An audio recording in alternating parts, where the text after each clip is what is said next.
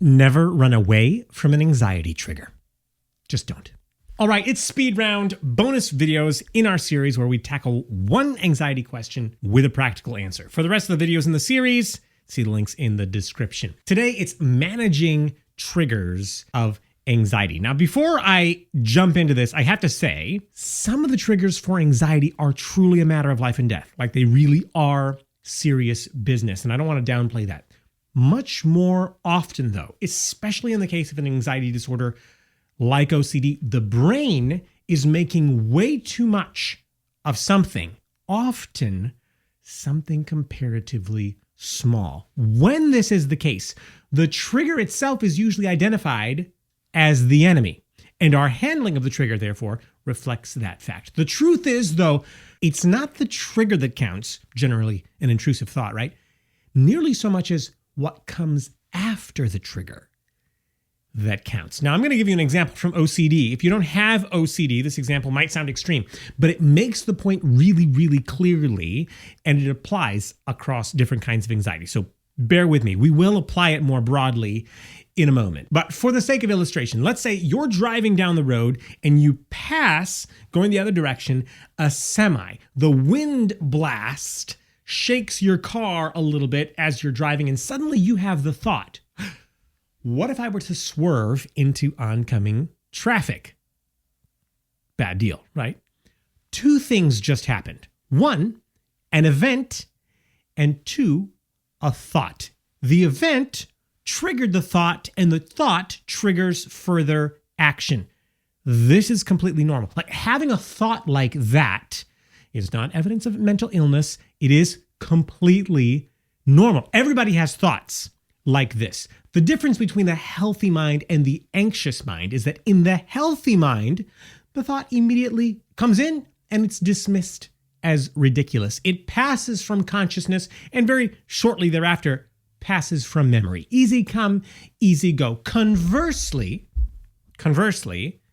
the person with anxiety concludes there's some validity, there's some truth. Somehow it will happen, or at the very least, I want it to happen. You can see already, just from that, why one is more messed up than the other, right? This happens for several reasons, but in a large part, it happens because of the emotional validation that comes from limbic activation. You have a scary thought, and now you feel scared by it, right? That's the limbic response. Therefore, it must be true. It must be actually dangerous, right? And no, just because something is scary doesn't make it true. But what does anxiety do in that scenario? Gasp and pull back. It tries to create some distance between itself and the threat, right? And then it pushes that scary thing away, or the scary thought away, and then it tries to make it stay away. Meantime, your limbic brain is really patting itself on the back saying, oh, we really saved ourselves that time. By the skin on our teeth. We totally almost died out there. No, you didn't totally almost die. But again, the limbic brain logs all that information in emotional memory, and now we have emotional validation of the fact, which is in fact actually fiction. Now, next time you're driving and you see a semi-truck coming, you're going to have the thought before it even passes and rocks your vehicle. Actually, no. You don't have the thought. What you have is the feeling of fear. Before the thought even arrives, before the truck even arrives, suddenly you break out in a cold sweat, and you're more certain than you were last time that something deep inside you has a reflex to jerk the wheel into oncoming traffic. And so your eyes fixate on this truck, which is the last thing you should be staring at, obviously. And maybe your tire even hits that center rumble strip. Now you're 100% sure you're going to kill yourself by driving in front of that truck. This is only further validated a couple of weeks later when you read in the newspaper that someone actually did have a head-on collision with a truck, even though it was totally different circumstances. Your limbic brain doesn't care that it was totally different circumstances. As far as it's concerned, that's it. Congratulations. You now have a phobia of trucks, and so you have to avoid driving altogether. Here's the problem. The whole thing has just been blown way past accurate proportion, as it's kind of easy to see from this example. It is true that if you had a head-on collision with a truck, like That's possible, and it's dangerous, but it's not true that you have some internal drive to end your own life this way. It's not true that you're more likely than anybody else to do so. But the longer you avoid driving to avoid trucks, to avoid swerving into oncoming traffic, and the more elaborate your avoidance rituals become, the more your limbic system emotionally validates the facts. I'm scared by it, therefore it's scary, therefore it must be true. This is where the name of the disorder comes from, right? The obsession leads to compulsion. That's a change in behavior. So what's the remedy for this? Okay, grossly oversimplifying here, but ultimately the treatment is exposure. Exposure to the thing that you're scared of. In the case of the OCD patient scared of kitchen knives or germs or whatever, their therapist will often guide them through controlled exposure to help prove to the limbic system that though knives and germs, yes, can be dangerous, they're not at all as dangerous as the brain is making them out to be, and certainly not in the ways that the brain has made them out to be. This process generally starts with tiny exposures and might end with walking through an airport for someone highly germ conscious and then licking the bottom of your shoe. Like whatever is required to totally invalidate the limbic system's bogus conclusion that germs, any germ, will kill you. Now, you're probably sitting there thinking, oh, licking your shoe. Okay. Yeah, that's messed up. It is messed up, but not nearly as messed up as having your life destroyed by the fear of contracting hepatitis or AIDS just by going to the grocery store. You can see how that'd be worse, right? So what does this teach us about anxiety in general? Because again, not everyone has OCD. While not all anxiety is displayed in obsessions and compulsions, it all has this in common with our example. One, too much is usually being made out of something, and that something is usually pretty small. And two, it has in common that our brains and bodies' natural reaction is to withdraw and or push away. Here's the problem. Pushing the trigger away isolates it. It creates a vacuum and sticks the trigger inside, and it simultaneously confirms that trigger is everything it says it is. Do you know what happens if you take a balloon, like a party balloon you've blown up, and then put it in a vacuum? This is physics 101 for you. The balloon grows, and so do our anxieties. We naturally push them away. We naturally avoid them, and that action validates to ourselves that they must be everything they say they are, when in fact, they're not. And there's really only one way to prove that they're not, and that is bring them out of the vacuum, bring them out of the closet, bring them into the light, run towards the trigger, not away from it.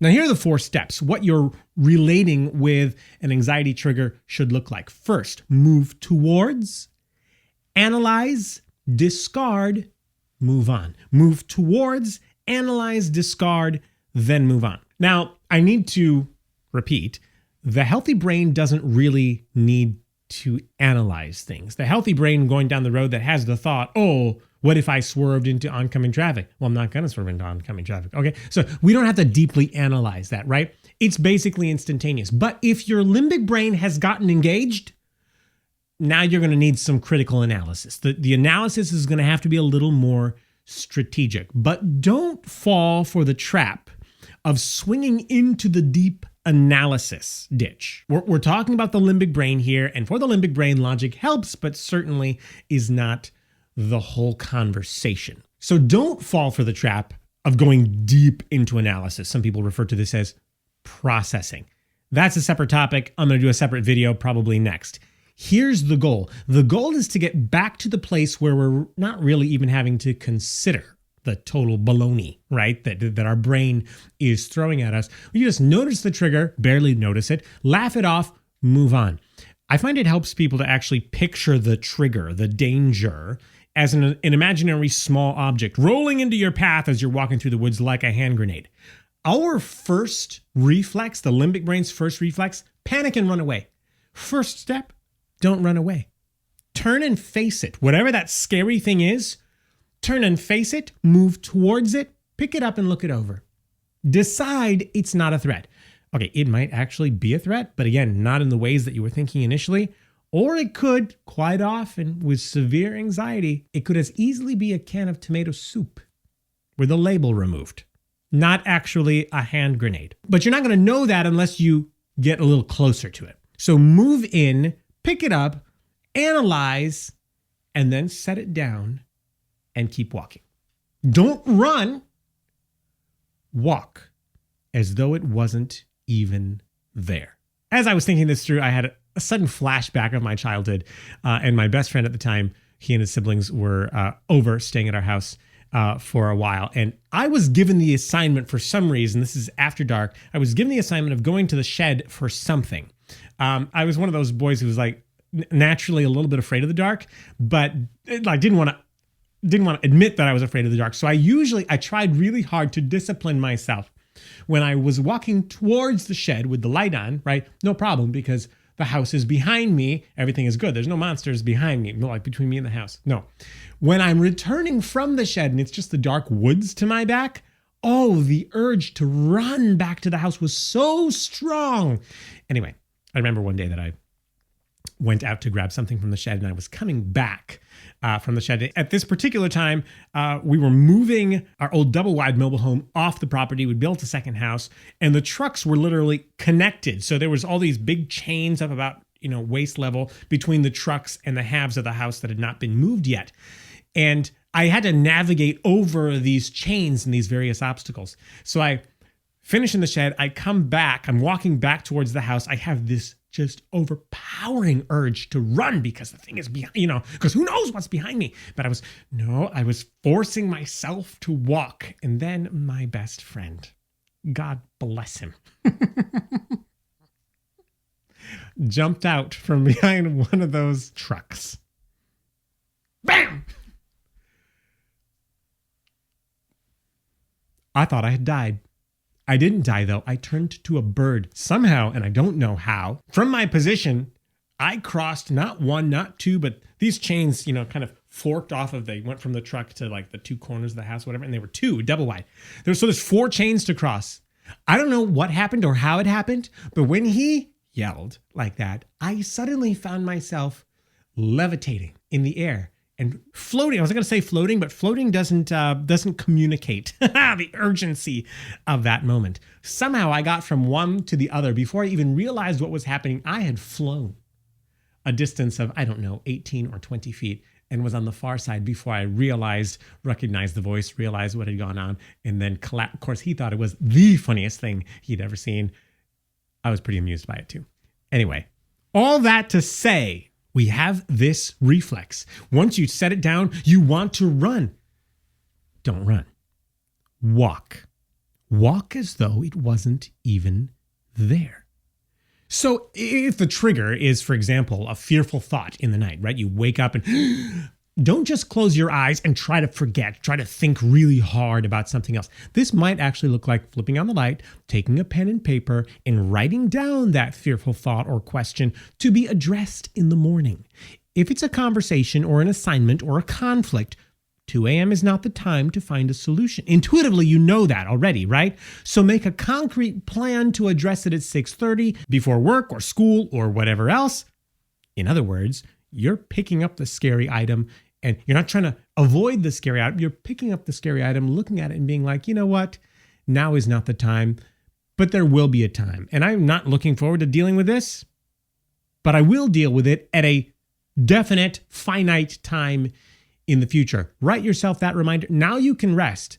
Not only do you not need to deal with it now, but you don't have to worry about forgetting to deal with it later. Does that make sense? Now, of course, another wave of anxiety may come in 90 seconds, right? It's not like you magically picked up a notebook and wrote it down and now you're not going to be anxious anymore. But when the wave comes 90 seconds later, respond exactly the same way. Do the same thing again. The limbic brain will eventually get the point. And that is really the purpose of the exercise. In fact, the more times the limbic brain throws you into anxiety by dangling that trigger in front of you, the better. Because that's more times you get to curate and repeat a different response, to establish a different neurobiological pathway. So again, we're not going to run. we're not going to hide. We're going to move in. We're going to move towards the thing that is so triggering, that's creating the anxiety, and we're going to inspect it. We're going to set it down, and then we're going to walk away. Next time, processing. How do you do this right? Obviously, one of the reasons why we have triggers from, like, say, traumatic memories is because when we had that traumatic experience, we didn't have the tools or the context to process it in a healthy way. So now we've created bad patterns. Those have to be addressed as well, right? We can't just go back and willy-nilly decide, well, if I just inspect the thing more carefully, maybe I won't be so anxious. No, it needs to be inspected, but it needs to be inspected in a healthy way. Hence the question, how do you process correctly? Also, is this something I can just do by myself, or do I need a professional? All right, that's it for today. Visit us at resilienthealthnetwork.com for resources, downloads, and to book a virtual consult. Subscribe to the channel, give us a follow on Facebook and Instagram. And as always, we'd love to hear from you.